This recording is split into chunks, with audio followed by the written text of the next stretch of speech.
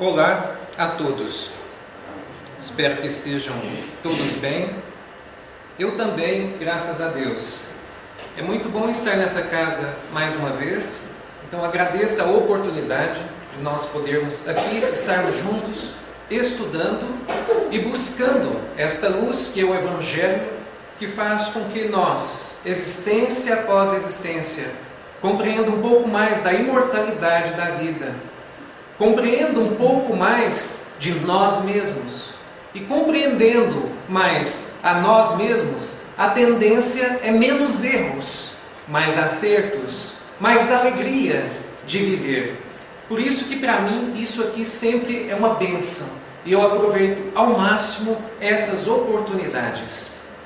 E, como a nossa amiga disse, o nosso tema, o segredo da reforma íntima, que é a meta de todos nós, fazermos a nossa reforma íntima, a nossa transformação moral.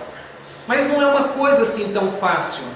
Nós somos seres já milenares, mas nós ainda somos os seres imperfeitos da criação, porém inteligentes.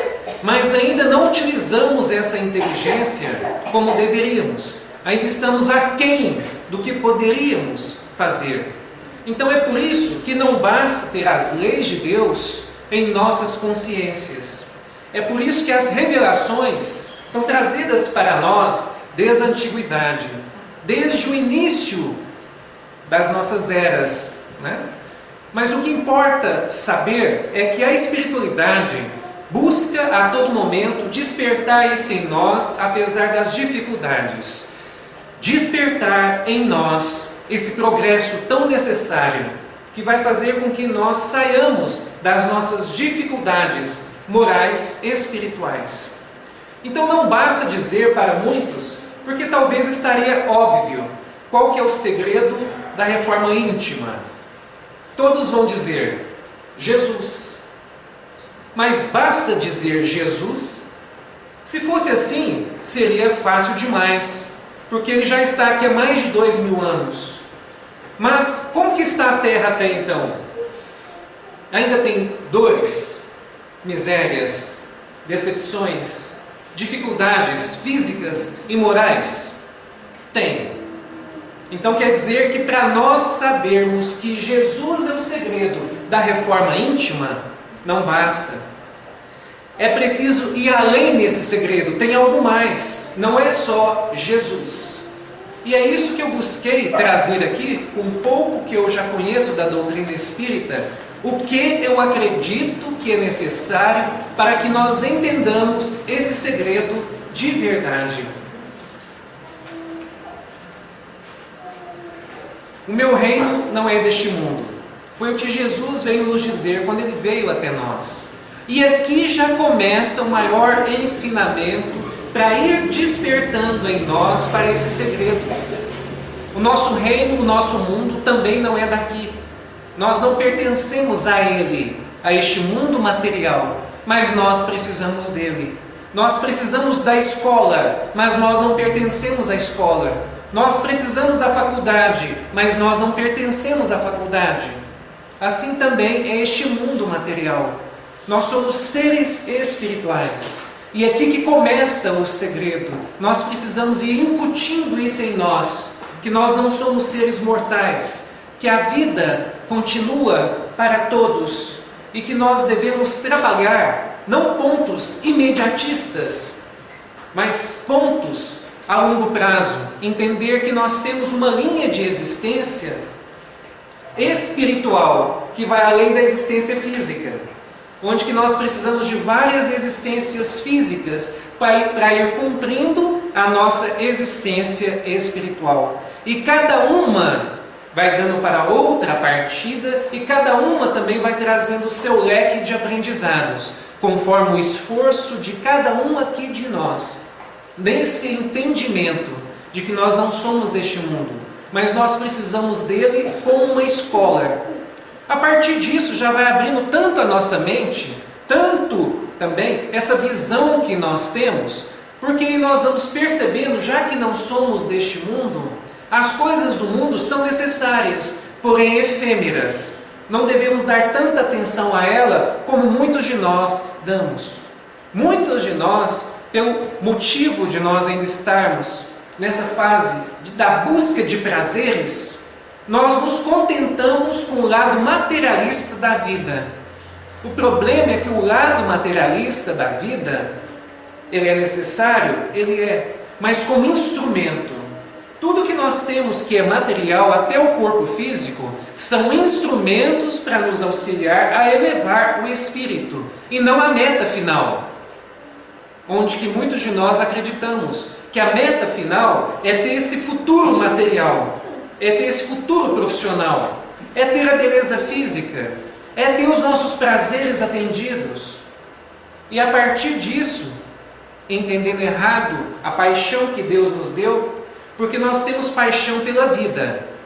Todos nós temos a paixão de viver.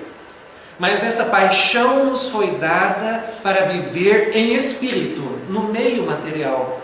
Utilizando o meio material para que nós consigamos nos elevar moralmente e espiritualmente. Foi para isso que nos foi dado essa paixão. Mas nós, erroneamente entendendo essa paixão, nós a utilizamos como um corcel desenfreado, na busca de prazeres materiais, buscando querer atendê-los a todo custo. E nem que para isso nós nos excedamos, nem que para isso nós nos atropelamos. E é o que acontece na Terra. Por isso que a Terra é como é, por isso tantas imperfeições, por isso tanto mal que nós chamamos de mal, um rótulo que nós criamos. Só que acontece que este mal é um rótulo, isso é verdade, mas ele é nada mais, nada menos do que a consequência das nossas imperfeições morais ainda. Não vem de Deus, vem da nossa ignorância. E a partir do momento que nós vamos entendendo isso, nós vamos de alguma maneira nos reeducando. Nós vamos buscando fazer uma coisa que é necessária, mas nós não compreendemos essa necessidade de reprimir o que nós observamos que não é bom. Porém, sempre vão ter aqueles que dizem que nós não devemos nos reprimir o que está aqui dentro. O problema é, e aqueles que lá atrás foram assassinos, não devem reprimir isso na existência de agora? E aqueles que eram ladrões, não devem reprimir esse desejo de roubar? E aqueles que violentavam, não devem reprimir esse desejo? E aqueles que levam vantagem, não devem reprimir esse desejo? Então sim, é preciso que a gente faça esse processo de reprimir o que é prejudicial a nós e ao nosso semelhante. Se eu percebo que levar vantagem em cima do outro, trair o outro, ser ingrato para com o outro, é uma coisa que eu não gostaria que me fosse feito, então eu tenho de reprimir essas intenções em mim. E isso é um processo de reforma íntima. De eu ir domando o que é prejudicial, de eu ir domando os excessos que nós temos em espírito e queremos praticá-lo no mundo material. Libertinagens, festas vãs que nós procuramos, ao invés de buscarmos festas saudáveis, isso é possível, reuniões saudáveis, ao invés de buscarmos práticas saudáveis, nós queremos sempre exceder um pouco mais. E é esse excesso que faz com que hoje nós sejamos devedores de nós mesmos. E seguindo esse entendimento que nós devemos buscar o que é de Deus, o que é do Espírito, a doutrina espírita nos chama a atenção que nós estamos em uma casa, em uma morada do Pai, onde existem muitos espíritos encarnados e desencarnados. E também existem outras moradas, outros planetas, neste mesmo sistema solar, onde nós temos irmãos aqui que são inferiores e irmãos que são superiores, moralmente falando. Existem mundos nos quais é um pouco mais feliz do que este. E a nossa meta é galgar estes mundos. Mas para que nós consigamos isso, só tem uma forma. Mais uma vez, o processo de reforma íntima. Se nós formos observar o processo de reforma de uma casa, quando as pessoas estão dentro dela, é um processo fácil? Não é um processo fácil. Porque ali tem poeira. Ali tem o quê? Tem pedaços de tijolos. Ali tem pedaços de madeira. Ali tem tudo que a gente vai destruindo da casa para depois ir recolocando, reformando e melhorando. Não é assim? Conosco também é esse processo. É um processo conflituoso. É um processo milenar que nós devemos ir fazendo constantemente a partir do momento que nós vamos entendendo nossas falhas, que nós vamos entendendo aonde estamos errando, que nós vamos compreendendo que muitas vezes somos ingratos com pessoas queridas, com pessoas que dizemos que amamos, mas somos ingratos. Muitas das vezes também nós traímos pessoas que dizemos que amamos. Nós levamos vantagem em cima de clientes e pacientes. E quando eles vêm até nós, a gente está sorrindo para eles. Nós estamos dizendo que vamos atendê-los da melhor maneira. Mas muitas das vezes estamos pensando em nós, na maneira como aquilo ali vai me satisfazer. Então é isso que nós devemos ir conhecendo em nós. Ir cortando essas arestas como ceifeiros de nós mesmos. Coisas que nós não gostaríamos que nos fosse feito. E a partir do momento que isso vai acontecendo, nós também vamos observando que a nossa vida vai mudando. Alguma coisa vai clareando. As pessoas também, elas mudam o comportamento para conosco. E assim nós vamos plantando. Porque antes nós não sabíamos plantar. Mas então, com todos esses ensinamentos que agora nós temos em mãos, que casas de orações como essa trazem para nós, isso vai facilitando o processo.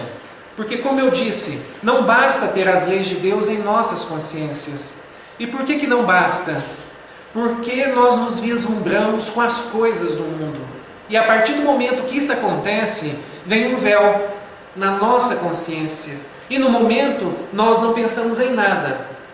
Só pensamos em atender aquilo que vai nos satisfazer, que é o ponto de vista da vida presente.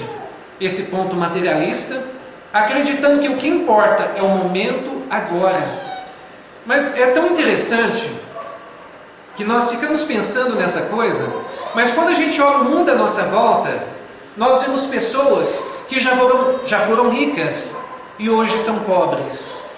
Nós vemos pessoas que eram saudáveis e que hoje são doentes.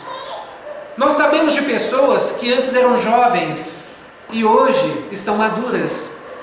Nós sabemos de pessoas que estavam vivas na carne e hoje não estão mais. E nós sabemos também de todas as consequências que acontecem nesses períodos de riqueza, de pobreza, de herdeiros, de herança, de brigas em família, entre tantas outras coisas que nós observamos no mundo. Então nós temos consciência de tudo isso. Mesmo assim, nós buscamos fazer aquilo que primeiramente vai atender aos meus prazeres. E eu não penso no dia de amanhã. Eu não penso que se hoje eu estou bem fisicamente, amanhã eu posso não estar. Se hoje eu estou bem materialmente, eu não me incomodo de humilhar as pessoas. Eu não me incomodo de rebaixar as pessoas. Sem pensar que eu conheço pessoas que já foram ricas e fizeram isso. E que depois tiveram outro lado da vida que não foi um lado alegre. Pessoas que abusaram da beleza física, que nós conhecemos tantos artistas que fizeram isso, e depois com as drogadições, entre tantos outros vícios, se encontraram na pobreza e não mais tendo aquela beleza física e nem mesmo aquela condição material que tinha antes. Nós todos conhecemos os reveses da vida, mas ainda assim nós agimos como nós agimos.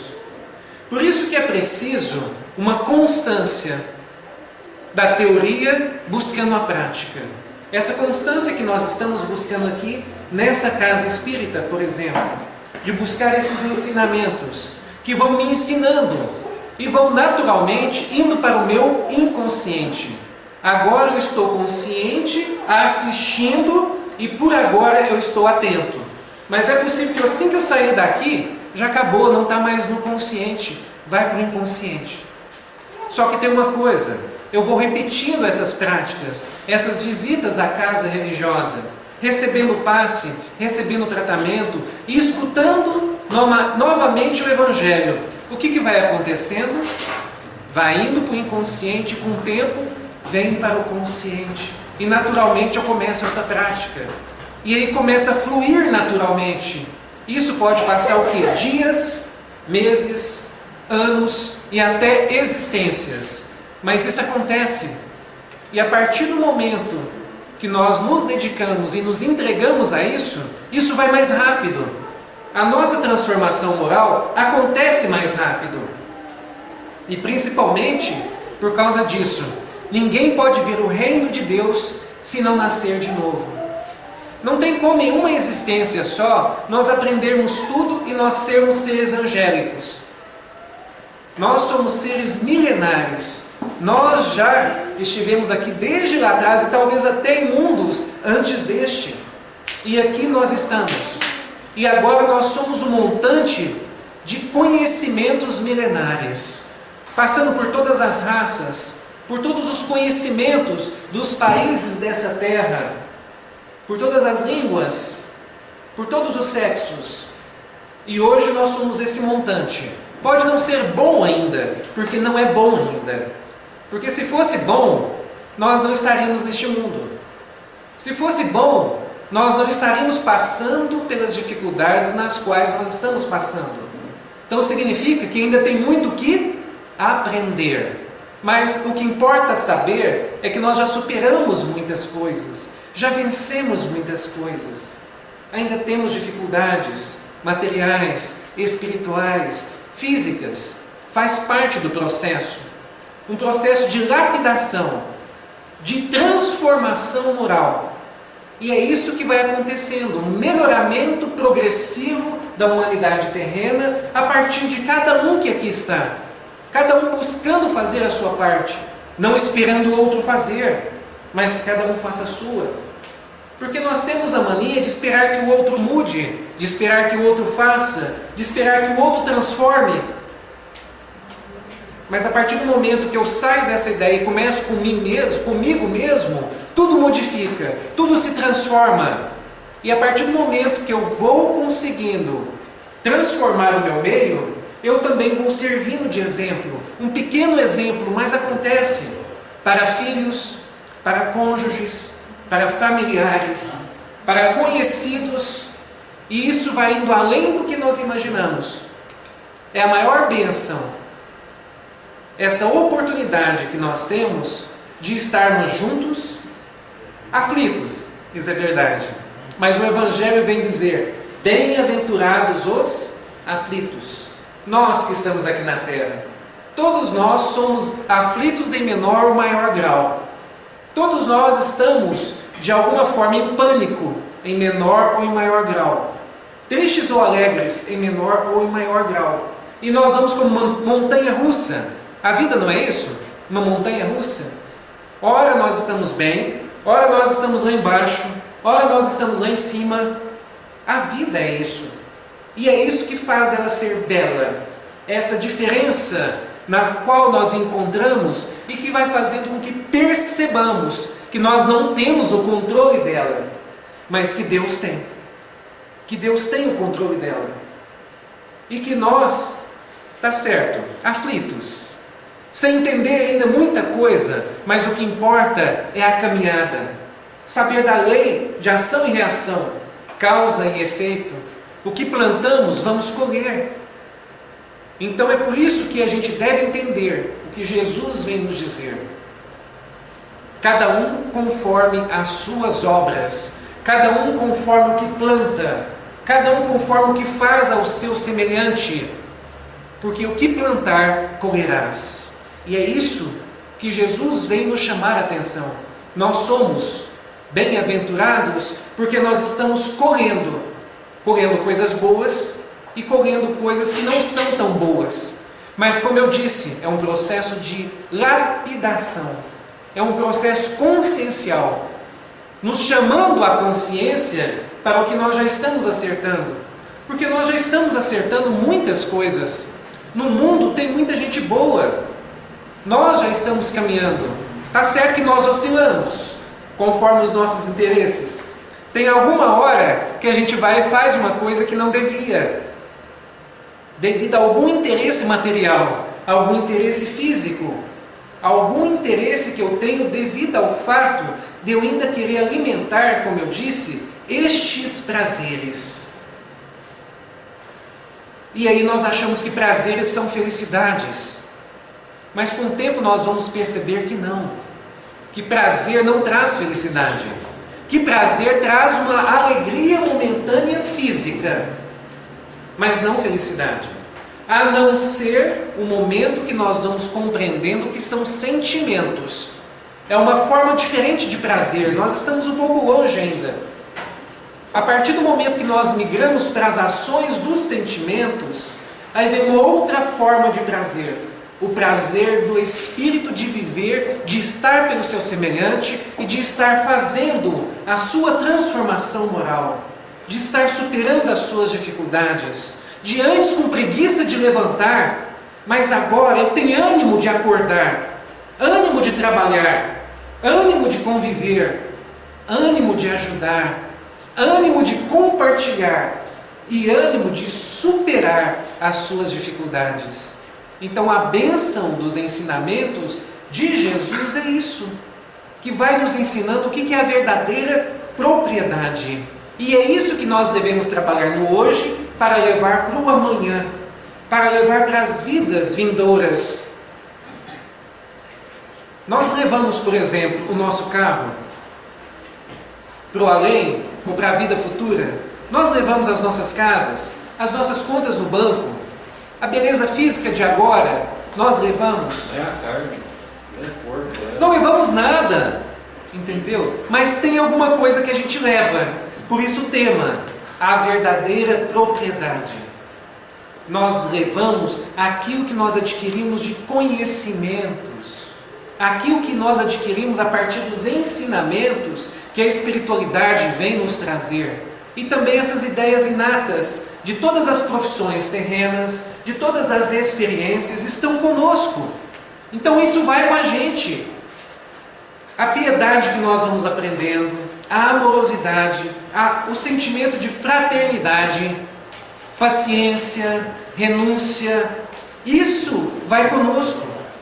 Só que tem uma coisa também, tem outras coisas que vão conosco que não são tão boas assim, mas vão. Que são o quê? Os vícios. Os vícios seguem conosco. Aquelas intenções que, porventura, quem foi ladrão em alguma existência e ele nasce de novo, aquela ideia fica, aquele vício fica. É por isso que tem crianças que pegam as coisas dos outros. Tem as que pegam com mais frequência, tem as que pegam com menos frequência. Isso significa o quê? Já teve um vício parecido, de pegar coisas dos outros. E por isso que é tão importante a infância. Eu fumo. Para nós ensinarmos as nossas crianças. Desde criança eu tinha vontade de fumar e não sabia por quê.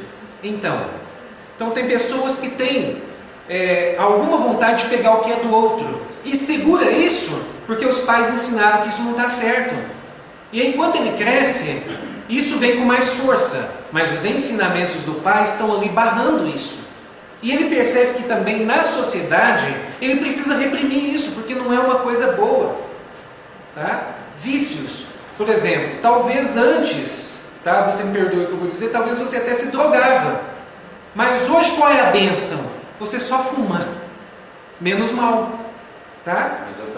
A maior parte de nós, talvez hoje ainda tem vícios, faz parte do processo, mas tínhamos vícios piores. E nós não conseguimos domar esses vícios assim de uma vez, não. Tem que ser aos poucos. Hoje quem bebe socialmente, em vidas passadas era um beberrão. Hoje quem fuma, talvez se drogava antes. Hoje quem às vezes brincando assim, pega uma caneta, quando vai em alguma loja, quando vai na casa de alguém, né? Às vezes pega uma caneta, eu quero essa caneta para mim. Às vezes nem pede, pega a caneta. Mas antes talvez roubava em residências, roubava bancos. Hoje pelo menos está pegando uma caneta, é menos mal. E aí tem uma passagem também de Chico Xavier, na qual ele está passando por um bar e tem pessoas jogando sinuca. E alguém fala assim, mas olha que vergonha esses homens jogando sinuca. Por que não vão trabalhar, fazer alguma coisa útil? Aí Chico Xavier diz assim, ainda bem que hoje eles estão jogando sinuca. Porque antes eles estavam matando um ao outro com espadas. Hoje pelo menos é sinuca, eles batem na sinuca com taco, não é no outro. Tá certo que ainda às vezes acontece, de um dar uma tacada no outro, né? Mas isso é por causa da bebida que sobe e acaba ainda elevando a nossa animalidade. Tá? Faz parte do processo, então tudo é devagar, tudo é a passos lentos mesmo, mas vai acontecendo essa lapidação, nós vamos conseguindo fazer essa transformação, tá? E nós vamos conhecendo também o que causa a infelicidade em todos nós. O que causa a infelicidade? Porque nós temos uma ideia errônea, tá? De que infelicidade é a dificuldade material, é a dificuldade nos relacionamentos, é as dificuldades que temos com os nossos pais, com os nossos filhos, é o fogão que não tem gás, que não tem comida, é a criança que se foi, é algum ente querido que se foi. Nós achamos que isso é uma infelicidade. Só que acontece que na maior parte das vezes, tudo isso que eu acabei de dizer agora, que achamos que é a infelicidade, na maior parte das vezes, são só consequências da verdadeira infelicidade. Eu sei que eu compliquei tudo, né? Mas qual que é a verdadeira infelicidade que traz para nós tantas dificuldades no mundo material? Dificuldades físicas, dificuldades materiais, amorosas, de nos entender com o nosso semelhante, doenças mentais, entre tantas outras coisas. Qual que é a infelicidade que causa tudo isso? Quando nós estamos bem fisicamente, conscientemente, e conseguimos andar, ver e falar, e estamos convivendo com as outras pessoas, muitos de nós abusamos, excedemos, machucamos, traímos, adulteramos, somos ingratos, prejudicamos o outro, fazendo ao outro o que nós não gostaríamos que nos fosse feito. Eu faço tudo isso, nós fazemos tudo isso, para que eu consiga ser atendido nas minhas necessidades. Só que eu não estou observando que eu estou passando dos limites, que eu estou prejudicando o outro. Só que, como eu disse, existe uma lei de ação e reação, causa e efeito, a lei do retorno. O que eu planto, eu vou colher. E aí, então, hoje, muitos de nós, em algum momento, dizem, mas que infelicidade essa doença pela qual eu estou passando. A fome, a dificuldade de vestir, a dificuldade de relacionamento, a dificuldade na família, a dificuldade de trabalho. Que infelicidade! Mas é porque nós não lembramos a infelicidade que causamos antes, em algum semelhante. E agora está acontecendo nada mais, nada menos do que uma colheita. Então, por isso que eu preciso pensar 2, 3, 4, 5 mil vezes antes de fazer um mal a alguém, antes de prejudicar um semelhante. Por quê? Porque da mesma maneira que eu fizer, ou talvez até mais duro, isso pode voltar para mim. É assim que Deus ensina a não fazer ao outro o que eu não gostaria que me fosse feito.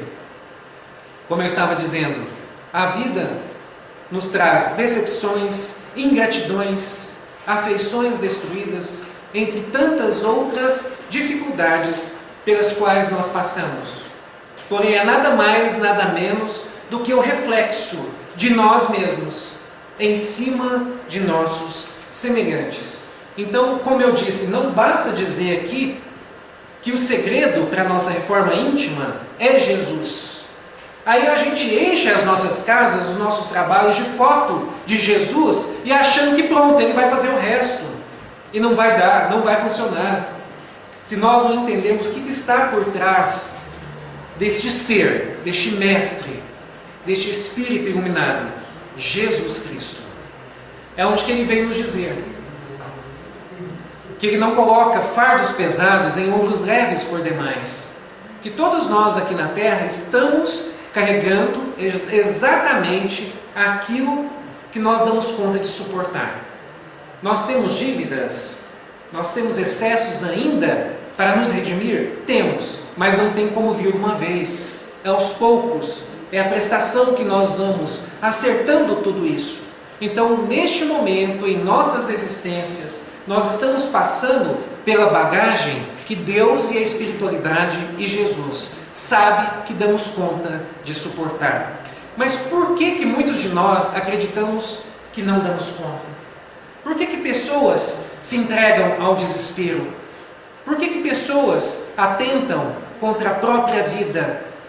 Por que pessoas simplesmente desistem do nada? Por quê? Porque não entendem ainda o que falta. Está mais aqui para frente, eu vou dizer. Mas antes, o maior mandamento. Para que nós não erremos mais. Para que nós acertemos os nossos passos. Para que nós evitemos colher aquilo que nós não gostaríamos em nossas existências. Então Jesus vem buscar nos acordar para o seguinte: amar a Deus sobre todas as coisas. E Ele veio nos dizer, não basta isso. Tem uma outra aqui que está ligada a essa. Porque não basta a pessoa dizer que ama a Deus e realmente glorificar a Deus, mas na terra só conviver com animais e plantas e achar que está tudo bem, que vai se tornar um anjo, que vai evoluir espiritualmente. Não vai dar. Tá? Porque nós somos seres criados para viver socialmente. Se nós não vivermos com seres humanos, não conviver, não nos perdoar e não nos amar, não tem salvação, não tem elevação espiritual. As pessoas dizem, mas eu gosto das plantas, eu gosto dos animais, porque eles me atendem, faço tudo que eu quero, etc. Tá certo, isso é verdade. Só que isso não traz nenhuma evolução espiritual. Ajuda um pouco, mas não o suficiente. E como que vai ser o suficiente? Quando eu entender a necessidade de construir toda uma ideia, como que eu vou dizer, em prol da evolução espiritual, em família, com amigos, com a comunidade na qual eu convivo. Não tem outra maneira. É essa convivência. É eu buscar estar bem afetivamente com a família, com os amigos, com a comunidade. É eu buscar a gentileza que eu tanto gostaria que fosse feita para comigo. É eu buscar ser grato com os outros como eu gostaria que fosse comigo. Peraí, se eu fosse pai, como que eu gostaria que os meus filhos fossem? Gratos e que me respeitassem. Por que eu não sou grata aos meus pais e não os respeito? Eu não estou entendendo então. É isso que nós não compreendemos. Olha, eu gostaria que o meu cônjuge me amasse, me perdoasse perante as minhas imperfeições, me aceitasse como eu sou. Mas eu não amo dessa mesma maneira, eu não aceito as suas imperfeições, eu não sou especial na vida dele. Então como que eu quero que a pessoa seja assim para mim? Olha só, é fora de nexo. Eu querer algo que eu não sou esse algo para o outro. Então, que eu seja para o outro o que eu quero que o outro seja para comigo. Aí as coisas vão mudar com o tempo. Se agora as coisas estão difíceis, as pessoas não me amam, não são gratas, estão me traindo, levam vantagem em cima de mim, é porque eu passei muito tempo, talvez até existências, fazendo isso, prejudicando, fazendo ao outro o que eu não gostaria que me fosse feito. Então agora eu estou me redimindo perante Deus e passando por circunstâncias difíceis, mas que eu comece agora. E para que isso aconteça de uma melhor forma, eu preciso me instruir. É onde que a doutrina espírita, deixa eu olhar o horário aqui, que eu trouxe conteúdo para 3 horas, mas eu acho que eu não tenho todo esse tempo aqui. Então, a gente precisa se instruir. E como fazer essa instrução? Como nós estamos aqui, o Evangelho no lar, ter essas literaturas em nossas casas e buscar a nossa transformação moral no dia a dia. Porque o semeador está semeando em todas as paragens, em todas as casas de orações. A espiritualidade está gritando aos nossos ouvidos, os nossos anjos da guarda, os nossos familiares espirituais. Então a instrução está aos quatro ventos. Então o que nós precisamos fazer? Abrir o nosso coração para funcionar como uma boa terra, e assim nós vamos conseguindo 30% do que devemos assimilar, 60% e até 100%. E aí quando eu ver, eu estou conseguindo fazer ao outro o que eu gostaria que me fosse feito. E isso traz uma alegria ao ser, em observar. Agora, antes, eu sabia que Deus me tinha como filho ou filha, mas agora eu posso bater no peito e dizer: eu me sinto hoje filho e filha de Deus, porque eu faço a vontade de meu Pai. E é isso que o Evangelho busca nos acordar e nos transformar em verdadeiros filhos de Deus. Como eu disse, a necessidade de todos estarmos no meio social, de nós convivermos, cortar arestas, aceitar os nossos parentes, amigos, colegas de trabalho e toda a comunidade na qual nós vivemos. É certo que as pessoas vão fazer coisa que nós achamos feio e que talvez já fizemos antes e talvez também estamos fazendo. Mas o processo é esse, é conflituoso. Lembram da casa que eu comentei? A reforma não traz poeira, pedaços de tijolo, tintas para todo lado. É tão conflituosa aquela situação. Mas depois que a casa está reformada e limpa, não é uma bênção? Então é isso que nós devemos fazer.